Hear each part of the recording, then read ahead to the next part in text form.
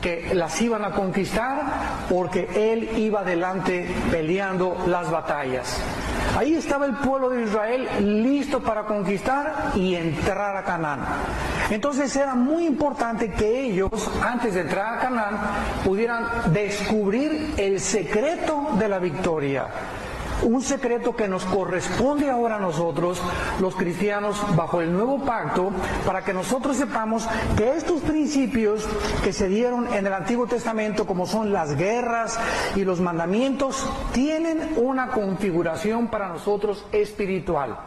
En otras palabras, en el Antiguo Testamento todas las guerras eran físicas, y cuando pasamos al nuevo pacto nos damos cuenta que pues ya no hay guerras, y ahí se nos cambia el panorama. Dice Efesios 6:12, ya no tenemos guerra contra sangre ni contra carne.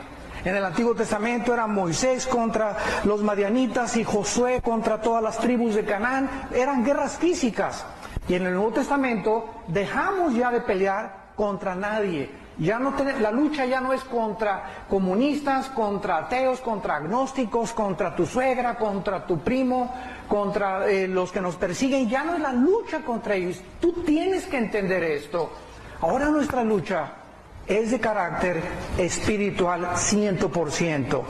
Y si tú quieres usar las armas terrenales, las armas de la carne para poder vencer tus batallas en el Nuevo Testamento, pues el que te hace algo, pues me la vas a pagar, y te quieres vengar y quieres tomar el curso y el camino que los hombres comúnmente toman, vas a perder la batalla, porque las armas de nuestra milicia no son carnales, sino poderosas en Dios para la destrucción de fortalezas. Entonces, aquí en Deuteronomio nos encontramos al pueblo en la orilla de la tierra de Canaán, y Moisés les tiene que recordar otra vez la ley. No cabe duda que hay millones de personas que viven negando a Dios o la existencia de Dios. Estas personas se clasifican como ateos. Otros dicen que no saben, otros dicen, bueno, yo no sé si creo en Dios. Estos no son ateos, se llaman agnósticos. O sea, no saben o no tienen el conocimiento si Dios existe. O sea, no saben si existe Dios. Eso no es un ateo. Y otras personas dicen que creen en Él, pero sin embargo viven como si no creyeran en Él. Y este mensaje va dirigido a todos ustedes, los que se dicen que siguen a Jesucristo, los que se dicen que siguen a Dios y viven como ateos, porque con sus obras lo niegan y no han encontrado una resurrección espiritual. Por supuesto que los ateos nunca piensan en Dios, es lógico. Y millones de pecadores no quieren pensar en Dios tampoco por causa de la vida de pecado en que viven. Mejor sacan a Dios de la ecuación, porque la sola presencia de Dios o el solo invocar a Dios o el oír a Dios les trae inmediatamente culpa. Entonces, por causa de su vida inmoral, no es que no quieran creer en Dios o que les falte evidencias para creer en Dios, simplemente no les conviene creer en Dios. Yo he encontrado en la mayor parte de los debates que he tenido con ateos, con agnósticos, con escépticos, que estas personas verdaderamente no están buscando evidencias. No me he encontrado un ateo que me diga, yo no creo en Dios porque no tengo evidencias. Hace algunos años hubo uno de esta índole llamado Carlos Sagan, un astrofísico, y esta persona antes de morir dijo, si Dios nos hubiera dejado más evidencias de su existencia, yo hubiera creído en Él.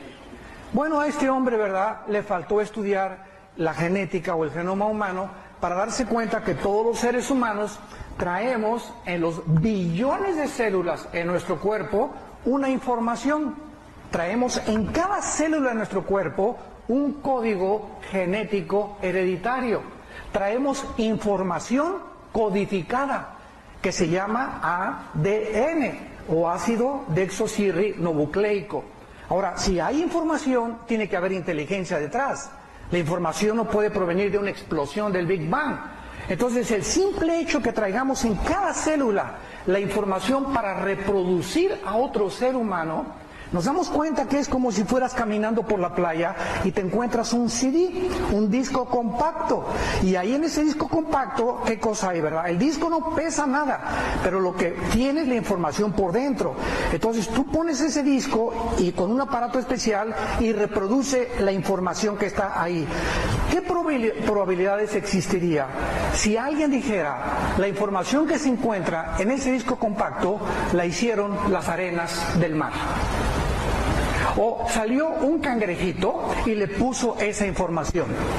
O una tortuga se hizo ahí popó y salió la información.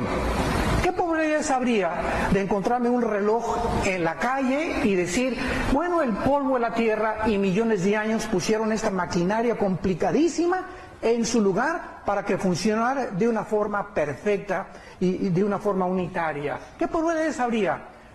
Habría 10 a la 12ª potencia, o sea, sería imposible poder determinar lógicamente y filosóficamente que algo se hizo de la nada o por accidente cuando vemos información y diseño. Detrás de un cuadro de la Gioconda tiene que haber un pintor, por favor.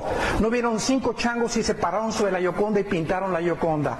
Detrás de la 9ª sinfonía de Beethoven, ¿no se sentaron 6 chimpancés y a través de 5 millones de años compusieron por accidente la 9ª sinfonía de Beethoven? Detrás de un reloj tiene que haber un relojero, de un edificio tiene que haber un ingeniero, un arquitecto, detrás de un zapato tiene que haber un zapatero, detrás de todo lo que existe tiene que haber una causa. Y no podemos decir que en el universo que nos rodea, la perfección, el diseño, la inteligencia, los astros, la composición interna del ser humano es el resultado de un accidente. ¿Qué pasó con los evolucionistas, con los ateos y con los humanistas? Que han querido tratar de determinar el origen del mundo sin tomar en cuenta a Dios. Entonces quieren dar una explicación del mundo. No, venimos de los changos. Venimos de chita, venimos de los monos. Las tortugas se convirtieron después en pájaros, los pájaros en vertebrados o invertebrados, y después el hombre salió también por accidente. ¿Qué cosa más absurda de una forma lógica elemental? Entonces nos encontramos, ¿verdad?, que la Biblia nos ofrece esas evidencias, el universo nos ofrece evidencias, el cuerpo humano tan complicado, los millones de nervios que tenemos en la retina del ojo nada más, los huesos perfectos que tenemos en el oído, los 3 huesos del oído, la lengua, el paladar, cómo comemos la comida, cómo se transforma, bueno, todo es maravillosamente hechos, la forma del cerebro. El desarrollo de los hemisferios derecho y izquierdo del cerebro que controla mi parte derecha del cuerpo. Bueno, podríamos prolongarnos explicando que las evidencias de un creador, de un diseñador inteligente, son innegables. ¿Cómo podemos ahora, ante todo esto, sabiendo muchos que me escuchan y estamos aquí presentes, después de todo este conocimiento que sabemos ya, además la resurrección de Cristo es la evidencia más grande que Dios existe, ¿cómo podemos cuidarnos de no olvidarnos a Dios? Porque una vez que ya tienes a Cristo y una vez que tú eres cristiano, hay cantidad de personas que en el Antiguo Testamento vieron a Jehová, vieron las plagas en Egipto, vieron los milagros del maná que les mandó Dios, vieron que sus zapatos nunca se gastaron, durante 40 años sus vestidos nunca envejecieron. A pesar de tantos milagros, se olvidaron de Dios. Y dice 1 Corintios 10 que es una advertencia para nosotros, porque podemos nosotros profesar que somos cristianos y que somos evangélicos y que creemos en Dios y que creemos en la Biblia y al mismo tiempo vivir como si realmente Dios no existiera. Entonces, este es el mensaje que va a atravesar nuestro corazón en esta mañana. ¿Cómo podemos cuidarnos de no olvidar a Dios? Vamos a comenzar en el versículo 1 con las primeras advertencias que Moisés le hace a la nación de Israel. Cuidaréis de poner por obra todo mandamiento que yo os ordeno hoy, para que viváis y seáis multiplicados, y entréis y poseáis la tierra que Jehová prometió con juramento a vuestros padres. Y te acordarás de todo el camino por donde te ha traído Jehová tu Dios estos 40 años en el desierto, para afligirte, para probarte, para saber lo que había en tu corazón, si habías de guardar o no sus mandamientos. Y te afligió, y te hizo tener hambre, y te sustentó con maná, comida que no conocías tú, ni tus padres la habían conocido, para hacerte saber que no solo de pan vivirá el hombre, mas de todo lo que sale de la boca de Jehová vivirá el hombre. Tu vestido nunca se envejeció sobre ti, ni el pie se te ha hinchado en estos 40 años. Reconoce asimismo en tu corazón que como castiga el hombre a su hijo, así Jehová tu Dios te castiga. Guardarás pues los mandamientos de Jehová tu Dios, andando en sus caminos y temiéndole. Versículo 11. Cuídate de no olvidarte de Jehová tu Dios, para cumplir sus mandamientos, sus decretos y sus estatutos que yo te ordeno hoy. No sea que comas y te sacies y edifiques buenas casas en que habites, y tus vacas y tus ovejas se aumenten, y la plata y los dólares se te multipliquen, ¿verdad? Y todo lo que tuvieres se aumente, y se enorgullezca tu corazón. Y te olvides de Jehová tu Dios, que te sacó de la tierra de Egipto, de casa de servidumbre. Versículo 18, 17 y 18.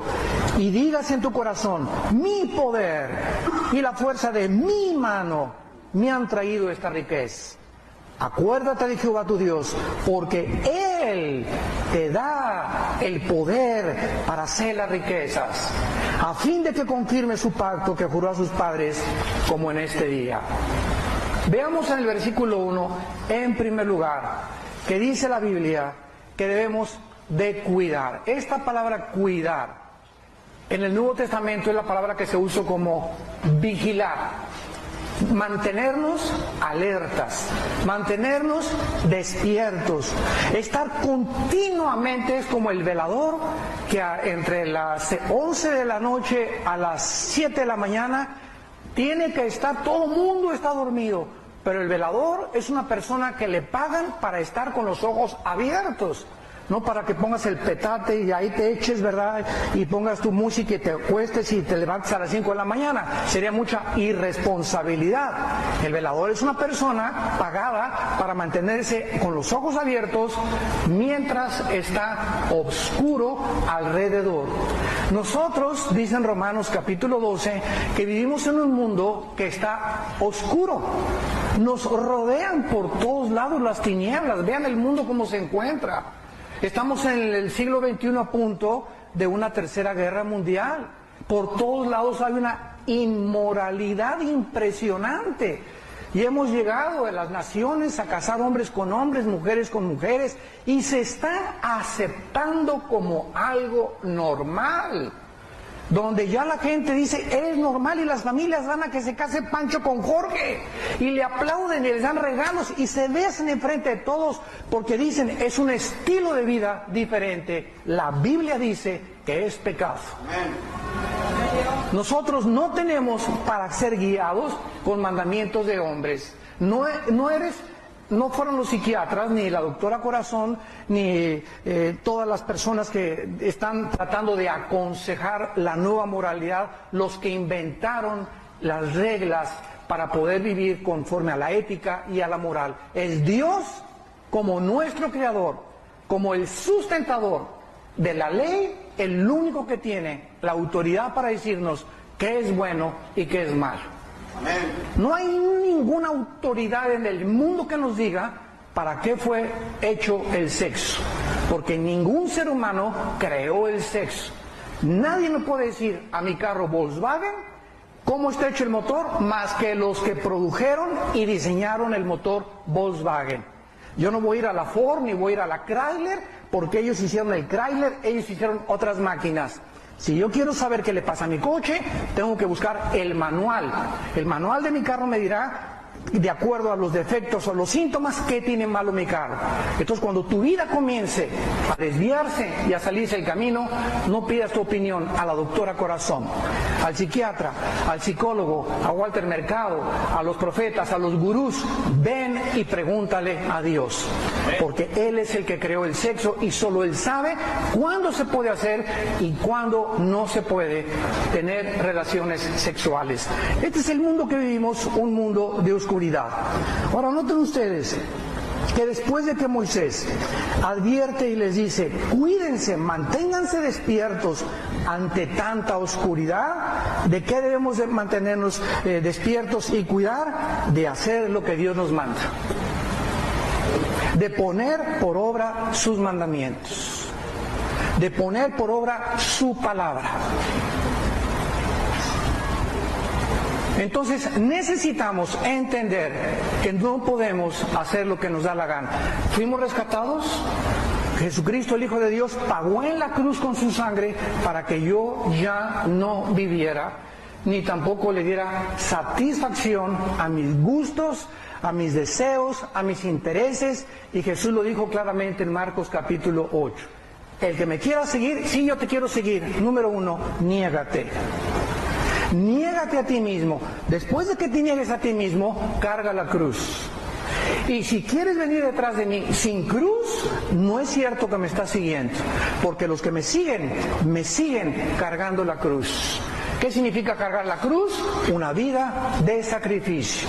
No nos está mandando Dios que nos vayamos a la villa descalzo, ni en rodillas, ni que te golpees la espalda con chicotes, ni con cosas así para sangrar. Esa clase de sacrificios ya Dios no le asombran, porque el sacrificio más grande lo hizo Él en la cruz. Cargar la cruz significa identificarnos con Cristo en su muerte y resurrección, que estamos muertos a nosotros mismos, que necesitamos este cuerpo que me está pidiendo. Si tengo una panza ya que paso de 8 kilos y me dice la panza que tengo a las 10 de la noche, quiero helado, y me levanto, abro el refrigerador y me caliento un tamal o me saco un medio litro de helado, ¿sabes una cosa? No tienes control de tu vida. El cuerpo, dice en 1 Corintios 9, hay que golpearlo y ponerlo en servidumbre. Porque si no ponemos nuestro cuerpo en servidumbre, y si mi cuerpo sigue haciendo lo que él quiere, no soy dueño de mí mismo. No tengo autocontrol. Y el autocontrol se comienza a desarrollar comenzando a golpear nuestro cuerpo. Entonces, mientras no tengas control de tu cuerpo, de tus apetitos sexuales, de tus apetitos de comer, de tus apetitos de beber, de dormir demasiado, etcétera, etcétera, no vas a acabar la carrera cristiana. Dice Pablo, yo tengo un temor muy grande, que si no pongo mi cuerpo en servidumbre, voy a ser eliminado. 1 Corintios 9, del 23 al 25. Voy a ser eliminado. No que pierda la salvación, porque la salvación no se puede perder. Está hablando Pablo de ser sacado del partido. Ayer estábamos viendo el partido entre México y Ecuador. Y desgraciadamente, ¿verdad? Pues hay que orar por este jugador Luis Campos, que ayer se fracturó la tibia y el peroné. Le dio una patada, se estrellaron espinillera contra espinillera contra un jugador de Ecuador. Y este muchacho va a quedar lesionado por años. Por años. O sea, este muchacho ya no va al mundial. Ya está fuera del mundial totalmente, o sea, en la banca, por un accidente. Otros están discutiendo hoy en la mañana que, aunque fue un accidente, debió haber tomado un poco más de precauciones de cuando no era la bola, ¿verdad?, para que él lanza la patada. En fin, por lo que haya sido, nos damos cuenta que es una similitud en la vida cristiana. ¿Cuántos de ustedes, por una canita al aire, pueden ser eliminados? Podemos, dijo el otro. ¿Cuántos? Dice en el libro de Eclesiastés, una pequeña locura oscurece el entendimiento de los sabios. Una pequeña locura que tú te permitas, que creas que pues me lo voy a permitir, pues ya, ¿verdad? Yo conozco a Dios, etcétera, etcétera. Una canita al aire, como dicen, ¿verdad? Y tener a mi amante de vez en cuando, o tener relaciones sexuales con mi novio de vez en cuando. Todas estas cosas ofenden a un Dios santo. Y lo primero que Dios te está diciendo en esta mañana es, yo soy un Dios santo, y lo que Moisés quería, hacerle entender al pueblo de Israel. Hemos sido llamados a obedecer. cuídate de poner por obra tus mandamientos. Ahora muy bien, vean ustedes en el versículo 1 con qué propósito, porque esto es lo precioso de seguir a Dios.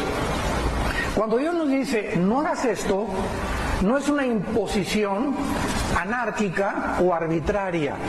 Detrás, recuerda esto, detrás de cada mandamiento de Dios se encuentra su sabiduría. Cuando Dios les dice a los jóvenes, no tengas relaciones sexuales hasta que te cases, la reacción es, Dios no quiere que me divierta, Dios no me ama, Dios no quiere que experimente el placer. Además, mi novio me dijo que teníamos que probar antes de casarnos. Entonces viene todo este razonamiento de la mente humana carnal, y el justo fue llamado a obedecer lo que está escrito y no los consejos del mundo tampoco. Entonces la palabra de Dios choca contra la conducta, choca contra las opiniones, contra las filosofías, contra los sistemas y ideas del mundo, de doctores y psiquiatras. Lo que tú me digas, si no es cristiano, no lo escuches. Ni a tu comadre ni a tu suegra, si no es cristiana, cuídate de sus consejos.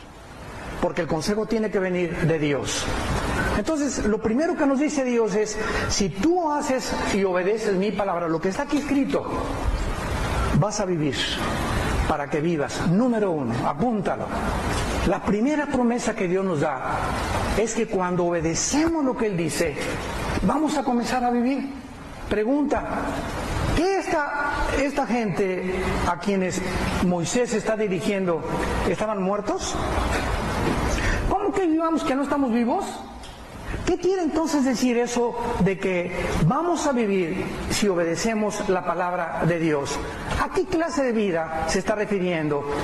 Muchos, ¿verdad? Muchos, sin embargo, que nos encuentran por acá y que nos oyen también por internet y a través de la televisión, están vivos carnalmente, físicamente, pero la Biblia dice que millones de personas están muertas espiritualmente. Entonces tú puedes levantarte y comer como hipopótamo, trabajar como burro, vivir como caballo y dormir como oso. Y comes, duermes, trabajas, comes, duermes, trabajas. Tus ilusiones fueron hacer dinero. Tus ilusiones fue Miss Guerrero, o ser Miss Belleza Latina, o Miss Universo, o llegar a ser campeón en esto, o ser cantante de aquello. Tenemos ilusiones que aunque no son malas cuando sacamos a Dios de nuestra vida.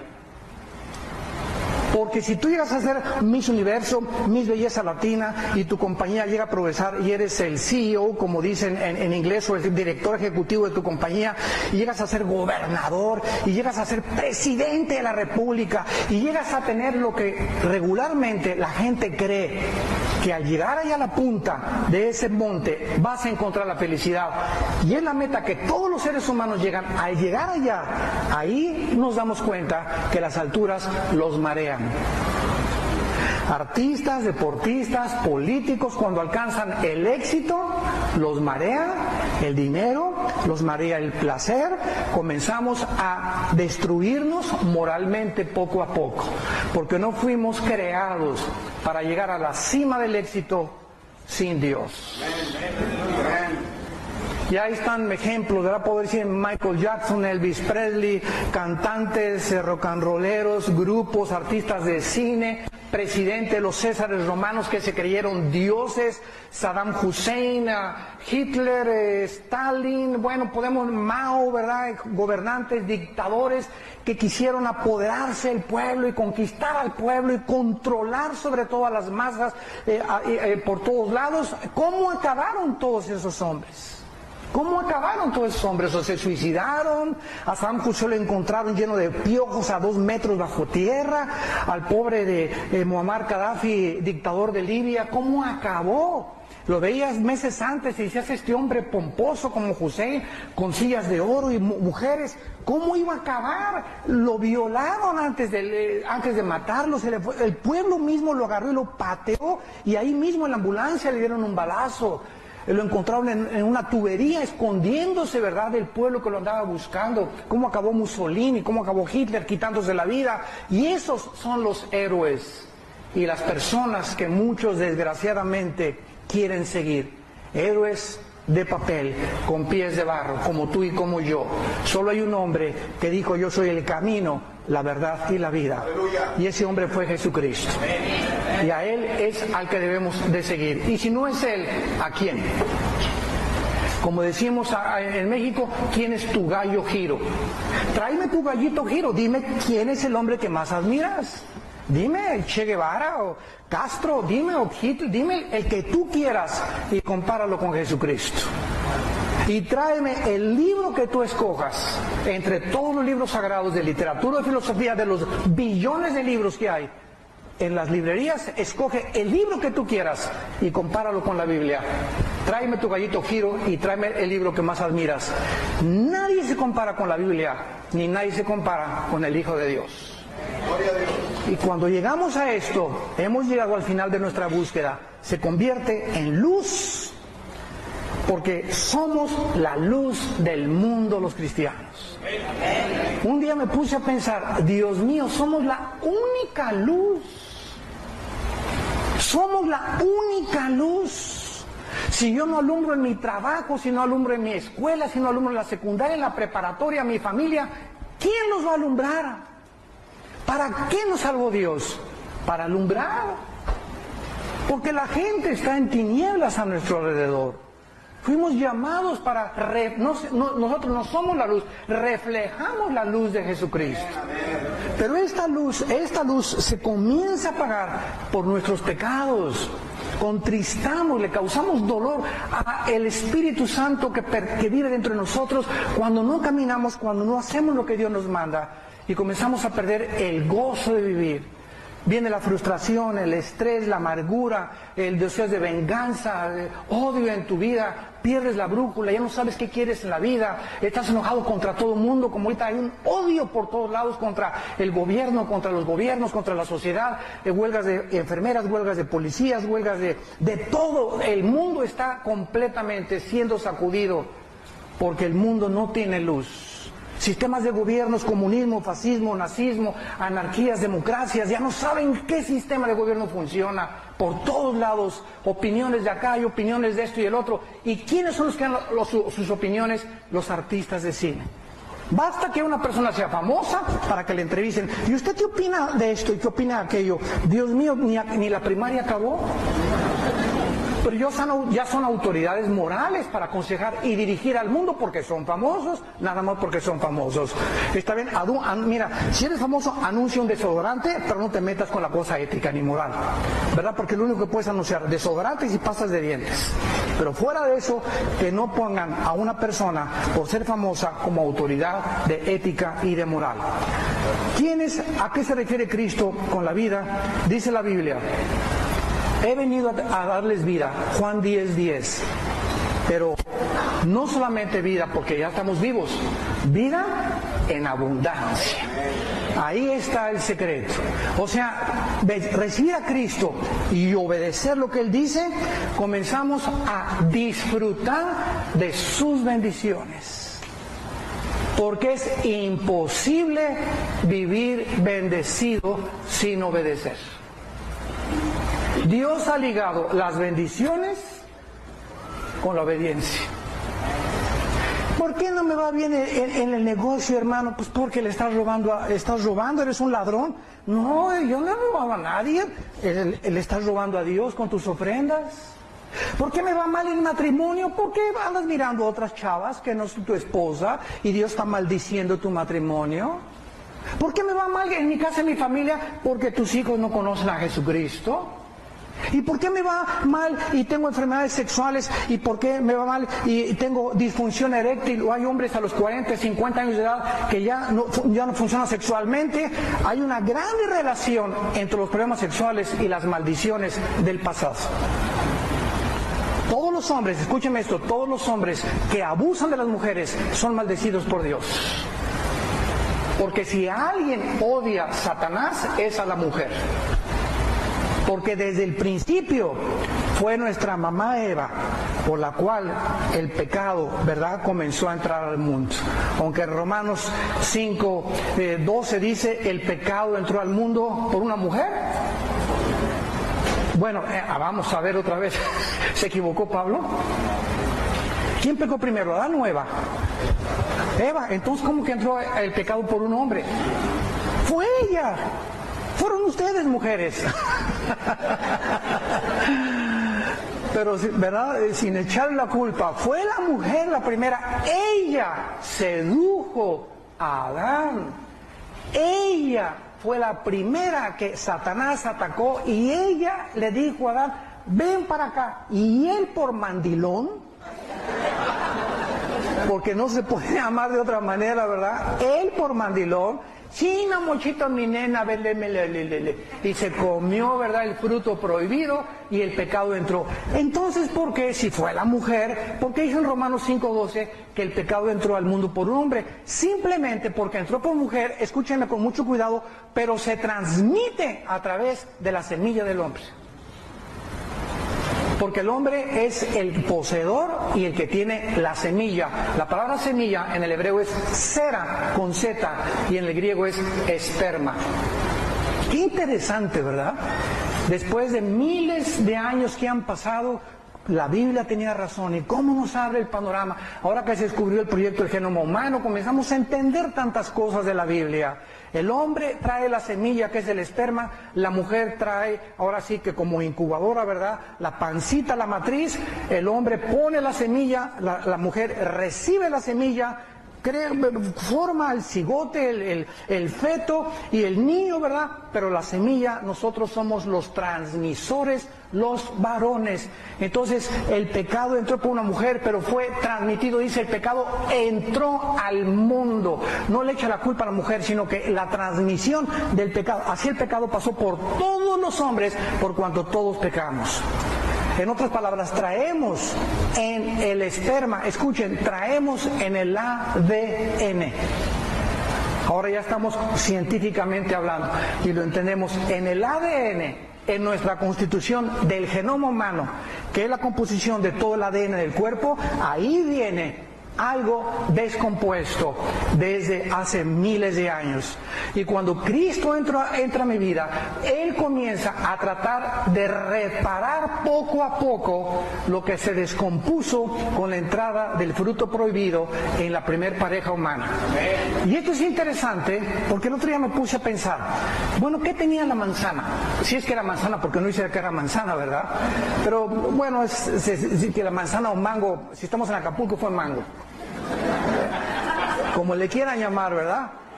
La fruta que haya sido, pero ¿qué tenía la fruta, no? Entonces me puse a pensar, qué interesante que la mayor parte de las drogas vienen de las plantas.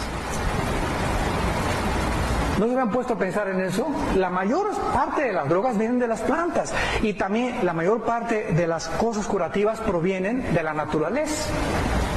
Entonces algo tenía que mareó a Adán y Eva y me cuentan mucha gente que probaron el LSD en la tiempo de los hippies, que es la dietilamida de ácido lisérgico, el LSD famoso, que los Beatles fueron los primeros en experimentar con esta droga.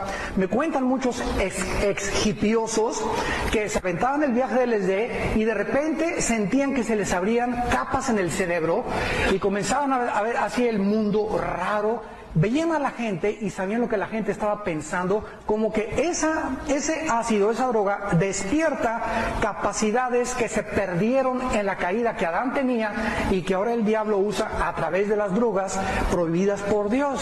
Pero ¿de qué forma? ¿Cuántas drogas? ¿Cuántas plantas? El famoso toloache, los peyotes de Doña Sabina de Oaxaca. Muchos de ustedes se empellotaron, ¿verdad? No sé cuántos, ¿verdad? Pero los que... Mi hermano, por ejemplo, que es pastor ahorita, ¿verdad? En su época de hipioso fue allá y se aventaron sus viajes de peyote con Doña Sabina, que son unos hongos, y se los comieron y dicen, mi hermano, vimos a los marcianos, dice, los marcianos llegaron ya. O sea, plantas que transforman la psique. Entonces, de alguna forma, ¿verdad? Esta fruta que comieron Adán y Eva, una fruta, una planta, ¿verdad? Que ingirieron, algo afectó el ADN, porque es lo que fue afectado, la composición genética de la cual estamos formados. ¿Cómo vamos a resucitar? Pregúntense en eso. Ya ahí al brother, ¿verdad? Lo echaron a la tierra, los gusanos se lo comieron, ya un hueso está por acá, la calavera está por otro lado, otro se lo comió el tiburón, allá en la panza del tiburón, don Jorge, que se murió hace 10 años, otros los quemaron a los cristianos, los quemaron completamente a ceniza. Entonces, ¿cómo vamos a resucitar? ¿Cómo va a ser Dios la reconstrucción de todo eso? A través del ADN. Nunca se va a perder tu identidad cuando resucites. Yo seguiré siendo Armando, tú seguirás siendo Jorge, con otro nombre desde luego, pero vamos a mantener nuestra identidad. Lo que fuimos en esta tierra, lo seremos, pero gloriosos. Pero serás tú y seré yo. Y cuando estamos en el cielo, voy a poder decir, ahí está Conchita, ahí está Jorge, ahí está Carmelita, ahí está Dan, ahí está Pablo. ¿Cómo lo vamos a saber si jamás conocí a Pablo? Muy sencillo, a través del conocimiento intuitivo. Es un conocimiento que tuvo los apóstoles en el monte de la transfiguración. ¿Se acuerdan? Cristo resplandece en su gloria. Pedro, Juan y Jacobo están ahí al frente y le dice los apóstoles, ahí está Elías y ahí está Moisés. Espérame, yo me puse a pensar, ¿no había fotos de Elías y Moisés? ¿O sí había fotos? ¿Había Polaroid todavía? No, ¿verdad? Todavía no se inventaban ni cámaras de cine, de nada. ¿Cómo supieron los apóstoles que estaban enfrente de Moisés y de Elías? En ese momento el Espíritu les dio un conocimiento intuitivo que les dijo, ese es Moisés, ese es Elías. Es el conocimiento espiritual que tendremos después de muertos y nos vamos a reconocer cuando estemos allá. Pero alguien me preguntará, ¿y si no encuentro a mi abuelita? ¿Dónde está la abuelita? Doña Juana. Ya no es ni doña Juana ni abuelita porque vamos a estar jóvenes todos para comenzar. Así que para que reconozcas a la abuelita, doña Juanita, que se murió de 90 años de edad, cuando es joven, ¿la vas a reconocer? Sí, intuitivamente. Porque nunca la conociste de 20 años, la conociste de 70, 80 y 90 hasta que se petateó. Entonces es maravilloso que la Biblia nos ofrece las respuestas a todas las interrogantes, a los misterios de la vida que Dios se ha agradado revelarnos y mostrarnos que esto es lo que Dios tiene para los que le aman. Cosas que ojos no vieron, ni oídos oyeron, ni han subido en el corazón. 1 Corintios 2:10 son las que Dios tiene reservadas para los que le aman, para los que obedecen lo que aquí está escrito. ¿Y qué pasa? Comienzas a vivir. Te levantas en la mañana, alabaré, alabaré, alabaré a mi Señor. Y no te levantas. Cálmate, dinosaurio. ¿Cuántos se levantan así, verdad? Y echando bronca y por aquí, por allá. Y, ¿por qué, verdad? Porque no tiene, o sea, y estás tú con una jetota todo el día de este tamaño. Y mujeres igual, hombres y mujeres también, ¿verdad? Entras a la iglesia y ves algunas caras y dices, Dios mío, mándelos de celador a la prisión. Con esa cara asustas, digo, ahí en la prisión necesitas de celador y de guardián, ¿verdad? Que te mandan a la penitenciaría o algún cerezo a cuidar a los presos, pero con esa cara no vengas a la iglesia. ¿Por qué? ¿Por qué la tienes así? Porque no tienes vida. Porque no transmites nada, estás muerto con una cara así, ¿verdad? De cucaracha híbrida.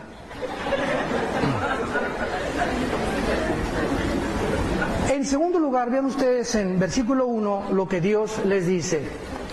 Para que entren, vivan y sean multiplicados. Ahora, la segunda bendición, cuando nosotros obedecemos a Dios, no solamente es una vida en la abundancia, santos de Dios, sino para que seamos multiplicados. En aquel tiempo, la multiplicación otra vez era física. O sea, si Israel no se multiplicaba, serían absorbidos por las naciones. No se podría cumplir el plan de Dios de que Israel sobreviviera a los babilonios, a los egipcios, a los asirios, a los griegos y a los romanos. Tenían que crecer, tenían que multiplicarse, pero estaba basado en la obediencia a su palabra. Ahora lo trasladamos al Nuevo Testamento y Dios nos ha llamado no solamente que nos va a bendecir dándonos vida, sino que también vamos a poder multiplicarnos espiritualmente. En otras palabras, fuimos llamados para reproducirnos espiritualmente. Mi pregunta es la siguiente: desde que tú te convertiste, ¿cuántas personas has ganado para Jesucristo? No me conteste nadie, ni levante la mano, ni los que nos oyen también. Desde que tú te convertiste, haz esta pregunta honestamente: ¿cuántas personas has ganado, has guiado, les has dicho, los has llevado en una oración para que acepten a Jesucristo como su Señor y Salvador? No levanten la mano. ¿A cuántas personas? Y si viene Cristo hoy en la noche en el arrebatamiento de la iglesia, lo primero que te va a decir es: ¿te acuerdas para qué te puse? Juan 15, para que dieras fruto. Y un solo fruto no encuentro en tu vida. ¿Y cuál es el fruto? La reproducción espiritual. Reproducirnos espiritualmente. Me serán testigos cuando el Espíritu Santo venga sobre ustedes. ¿A quién le has dado testimonio de que Él es Dios, de que Él es Cristo? ¿Sabes compartir el plan de salvación? ¿Sabes hablarle a tu abuelita, a un mormón, a un ateo, a un agnóstico, a un testigo de Jehová, a una de la ciencia cristiana, a las sectas por todos lados, a un hindú, a un musulmán? ¿Sabes compartir la palabra de Dios? ¿Conoces las armas con las cuales ellos se defienden? Cuando tenemos nosotros la espada del Espíritu en la mañana, rebatiendo argumentos y toda altivez que se levanta contra el conocimiento de Dios y llevando cautivo todo pensamiento a la obediencia a Cristo Jesús. Cuando tenemos el arma más poderosa que existe, la palabra de Dios, para deshacer cualquier sistema de pensamiento. Pero ¿por qué no la usas? ¿Por qué no eres diestro? Viene un mormón y te hace pum, pum, pum, y ni siquiera sabes cómo defenderte, ni qué contestarle. No sabes, no tienes destreza en la palabra de Dios. En primer lugar, no te discipulas, no vas a Romanos aquí los jueves. No vas a los estudios a la iglesia que tú pertenezcas, te conformas el domingo con venir una torta milanesa que te da el pastor aquí en la predicación y es todo tu alimento de la semana. De lunes a sábado nunca abres la Biblia. Déjame decirte, no puede haber vida espiritual en tu vida. Estás vivo físicamente, pero estás muerto espiritualmente. Necesitas a Cristo en tu corazón. Y cobrar la conciencia que esto no es una religión, esto es una relación. He venido para que tengan vida y esta es la vida eterna. Que me conozcan, dice Jesucristo, Juan 17:3, que conozcan a mi Padre, que me conozcan a mí, para que tengas una relación personal conmigo. Y esto se compara con el matrimonio. Si alguien me dice ahorita, para que me entiendas, ¿conoce usted al rey Juan Carlos de España? Yo contesto, sí lo conozco en las revistas, lo he visto en la televisión. Pero si me dicen, ¿lo conoces personalmente? No, nunca le he saludado, ¿verdad? Bueno, ellos que han saludado y punto. Pero ¿quién conoce íntimamente al rey Juan Carlos de España? Su esposa. Desayuna con él, come con él, cena con él y se acuesta con él.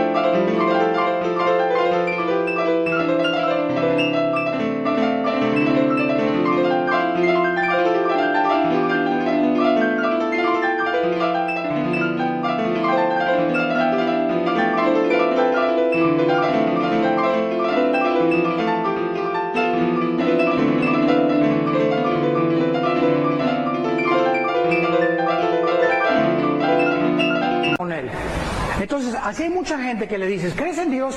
Sí. Y la segunda pregunta es, ¿en cuál Dios? Los griegos tenían millones de dioses. El diablo no es ateo, Virgen de la Macarena. El diablo no es ateo. Dice la Biblia en Santiago 2 que los demonios creen. Y los primeros que identificaron a Cristo cuando vino al mundo fueron los demonios. Tú eres el Cristo, le dijeron, tú eres el Hijo de Dios. Pero ellos no hacen la voluntad de Dios. ¿Te das cuenta? Yo sí creo Cristo, que su mamá fue la Virgen María, que nació en Belén, y es todo lo que sé de Cristo, pero no tengo una relación personal con Él todos los días. Y el matrimonio, ¿verdad? Te casaste y tu esposa puede decir, bueno, mira, Pancho, tengo un abrigo de mink que me compraste, y tengo joyas, y tengo aretes, y tengo estas cosas, y en 20 años que tenemos de casados, nunca hemos pasado tiempo juntos, nunca me has dicho qué hay en tu corazón, o sea, me casé y gracias por todos los regalos que me das, pero nos casamos para tener comunión, para tratar de comunicarnos uno al otro. La comunicación es el ingrediente más importante en un matrimonio, la comunicación. Cuando en un matrimonio se rompe la comunicación, se levanta una barrera en la que comenzamos a separarnos. Y si pasan los días y no te comunicas, se hace más grande la barrera hasta que llega la indiferencia. Y muchos que me escuchan están casados, pero están divorciados hace muchos años emocionalmente. Viven juntos bajo un techo, ¿verdad? Aquella cacarea como la gallina y el otro ruge como el dinosaurio. Pero ninguno de los dos tiene una relación personal. Y así es con Cristo. ¿Qué es el cristiano? No es venir solamente y persinarnos el domingo, que me echen agua bendita, el miércoles de ceniza, cumplir con los ritos. Es diario en la mañana, a levantarme, antes de acostarme, a abrir este santo libro, comenzar a leer la Biblia, comenzar los Salmos, Proverbios, el Evangelio de Juan, a cerrar mis ojos. Padre Santo que estás en el cielo, gracias, soy tu hijo, dirígeme, mi hija está en malos pasos, mi esposo me dio un planchazo anoche, dame poder, no quiero amargarme contra él, perdónalo, Señor. Y esa es la vida cristiana. Comenzamos a echar toda nuestra ansiedad sobre él, porque Él tiene cuidado de nosotros. Ya no los hay cargando con la mochila pesada de pecados. Mi hija, mi hijo, mi esposo. No, a la cruz vengo, Señor, mira, ahí te va, Señor, lo de ayer. Ahí te va esta carga que trae. Mira, mi hija me está pesando mucho. Ahí te va, Señor. ¿Te la quieres llevar? Llévatela. Que lo metan a la cárcel, que lo metan a la cárcel. Yo no lo crié, yo no voy a cambiar a nadie. No puedo cambiar a nadie. Señor, ahí te va mi carga. A eso vino Cristo, a cargar lo que nosotros no podemos cargar. Lo que nosotros no podemos solucionar. Quisiéramos cambiar la vida de nuestros hijos y cambiar la vida de nuestro matrimonio y cambiar la vida de mi suegra. Y él, ay, mi suegra no se convierte. ¿Por qué no se convierte y que se condene? Déjala que se condene. Pues ahora sí. Decía mi abuela, su dicha y su gusto. Yo no voy a estar, yo voy a mantener mi gozo, Señor, y yo no soy responsable más que de hablarles de Cristo. Me rechazan, ese es su problema de ellos. Pero no traemos la carga. Si alguien te quita tu gozo y te quita la alegría de vivir, es por tu incredulidad, porque no crees en las promesas de Dios. Y vemos en penúltimo lugar que Dios nos promete también la tierra prometida. Dice Deuteronomio capítulo 8, versículo 1, para que vivan, ya vimos, para que sean multiplicados, y 3, para que entren y posean la tierra que Jehová prometió con juramento a vuestros padres. En el antiguo pacto era física la promesa, entrar a una tierra de Canaán, donde fluía la leche y la miel, donde iban a estar contentos, iba a haber higueras, iban a disfrutar después de conquistar las 7 ciudades. Esa es la promesa, se obedecían a Dios. Bajo el Nuevo Testamento, para que entramos y poseamos las bendiciones de Dios. Las promesas de Dios, se cuentan que hay más de 8,000 promesas en la Biblia. ¿Cuántas conoces tú? Hay más de 8,000 promesas en la Biblia. ¿Cuántas de esas? Ahora, fíjate, cuando Dios me dice una cosa, te prometo esto, Dios no puede mentir. Dios no puede mentir. Si Él me ha prometido algo, me lo va a cumplir. Y si no me lo ha cumplido, no es por su problema, hay algo en mi vida que lo está impidiendo bendecirme. Vean ustedes en Segunda de Pedro, en el Nuevo Testamento. Segunda de Pedro, capítulo 1, versículo 3 y 4. Dice así, segunda de Pedro 1, versículos 3 y 4. Como todas las cosas que pertenecen a la vida y a la piedad nos han sido dadas por su divino poder. Pongan mucha atención. Todas las cosas para la vida cristiana ya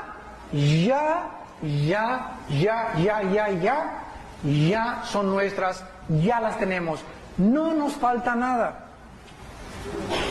El otro día vi una persona a quien yo quiero mucho y respeto mucho, hermano en Cristo, y me dice: Armando, tú ya tienes el bautismo del Espíritu Santo. Y le contesté: oye, cuando yo recibí a Cristo, recibí el bautismo del Espíritu Santo, recibí la llenura del Espíritu Santo y recibí la unción del Espíritu Santo, y mi cuerpo se convirtió en su casa y en su templo de Él. No hay cristianos que sean hijos de Dios y que no tengan el bautismo del Espíritu Santo, porque esta doctrina dividió a los cristianos entre los que tienen y los que no lo tienen. O sea, no puede haber unos que lo tengan y no otros que no lo tengan. Es imposible, porque el bautismo del Espíritu Santo nos coloca en el cuerpo de Cristo. 1 Corintios 12:13. Pero dice, Hitler fue el que lo dijo: cuando una mentira se repite 100 años, se acaba aceptando como una verdad. Y se ha repetido esto desde los 70 más o menos. Me acuerdo que fue cuando entró esta doctrina, que ya recibí a Cristo, ya lo recibí, pero te falta el bautismo del Espíritu Santo. Espérame tantito, si me falta algo, entonces no tengo a Cristo. Si me falta el bautismo del Espíritu Santo, entonces no formo parte de Cristo, estoy incompleto. Y la Biblia dice en Colosenses que estamos completos en Él. Y aquí dice que no nos falta nada, que nos ha sido dada todo por su divino poder. Virgen de Lourdes. Pero se dan cuenta cómo la Biblia nos abre los ojos y dice: bueno, entonces ¿por qué me lo enseñaron? Pues te lo enseñaron mal. Te lo enseñaron mal. No puede haber cristianos que tengan algo y que les falte algo. Es imposible. Si eres cristiano tienes el paquete completo, por el amor de Dios. Estamos completos. Ahora lo único que nos falta es desarrollar y crecer en santidad y ser llenos del Espíritu Santo todos los días. Nunca, no existe un solo versículo en el Nuevo Testamento que diga: bautízate con el Espíritu Santo. Dice: sean llenos del Espíritu Santo, que es otra cosa muy diferente. Pero bautizados con el Espíritu Santo, el Espíritu Santo nos coloca, nos funde, nos amalgama en el cuerpo de Cristo y formamos parte de su cuerpo, de su carne y de sus huesos. ¿Por qué? Gracias al bautismo del Espíritu Santo. Pero se hizo como que te falta algo, te falta algo. Y he oído en muchos lugares, desgraciadamente, que dicen: pasen a recibir el bautismo del Espíritu Santo. Oye, entonces hay hermanos en la iglesia incompletos. Yo estoy completo y a ti te falta algo. Espérame, no me falta nada más que crecer en Cristo. Tengo completamente al Espíritu Santo, tengo a Jesucristo, tengo al Padre, y solamente me falta crecer.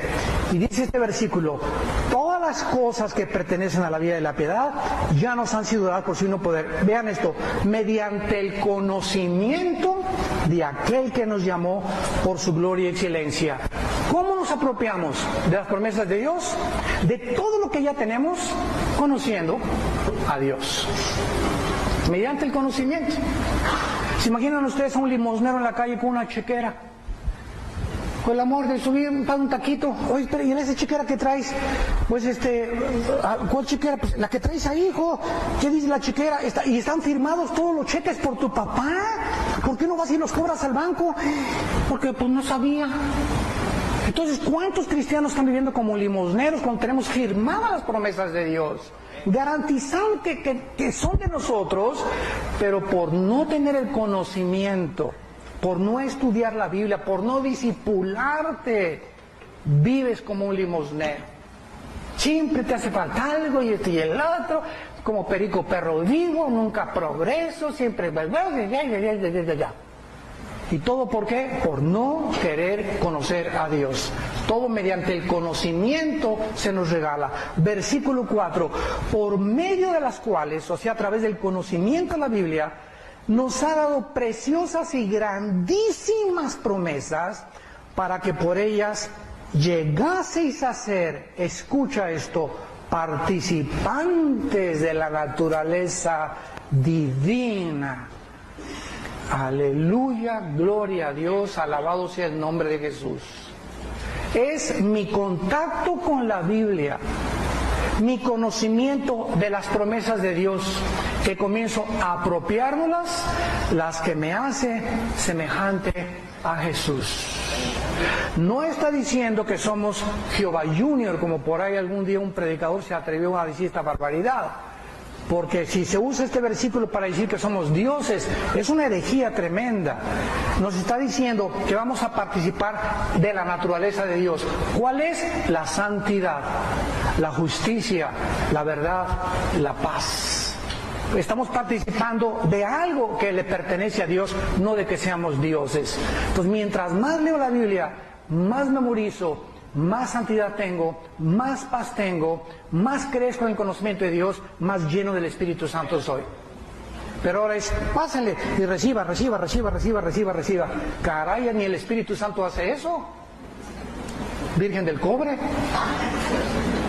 Pero todo eso es por ignorar la Biblia, porque ahora los cristianos me mandan correos, oye hermano, la predestinación, oiga, y los ángeles de Génesis 6, esto y el otro, y esto y por acá, y que ¿quién habitó antes la tierra? ¿Y cuándo fue creado Satanás? ¿Y cuándo los ángeles? Quieren que así les contestemos.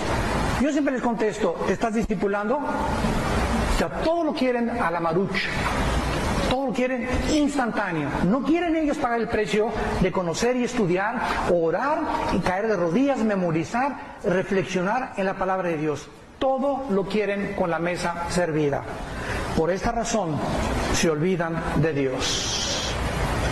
Cuídate, santo de Dios que me escuchas, de no olvidarte de la palabra de Dios, de vivir en la palabra de Dios de día y de noche. Medita en ella y haz conforme a lo que está escrito. Entonces harás prosperar tu camino, entonces no se va a enorgullecer tu corazón y entonces reconocerás que separado de Él nada podemos hacer. Te damos gracias por tu palabra en esta mañana, Señor. Te damos gracias por tus promesas que nos hacen partícipes de tu naturaleza divina. Te damos gracias del santo llamamiento que nos has hecho a tener comunión con tu santo Hijo Jesucristo.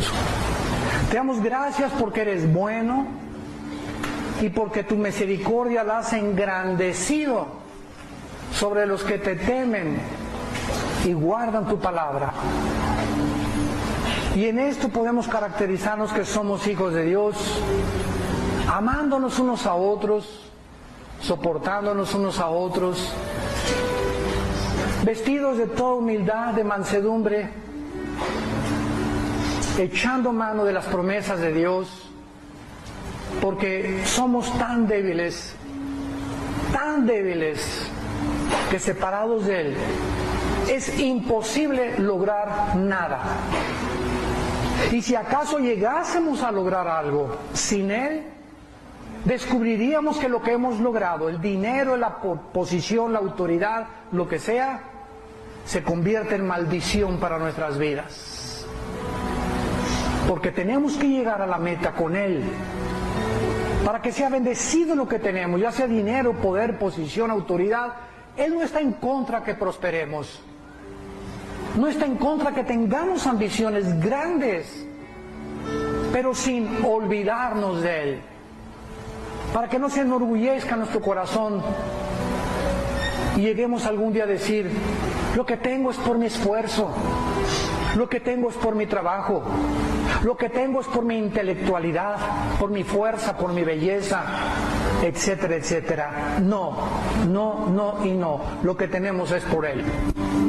Él es el que nos da la salud, la capacidad de pensar, la capacidad de hacer negocios, de prosperar, de empujarnos. Él, en Él somos, nos movemos y existimos. En esta mañana extendemos una invitación a todos ustedes y los que nos escuchan a través de internet para que vengan a la cruz. En el lugar donde Dios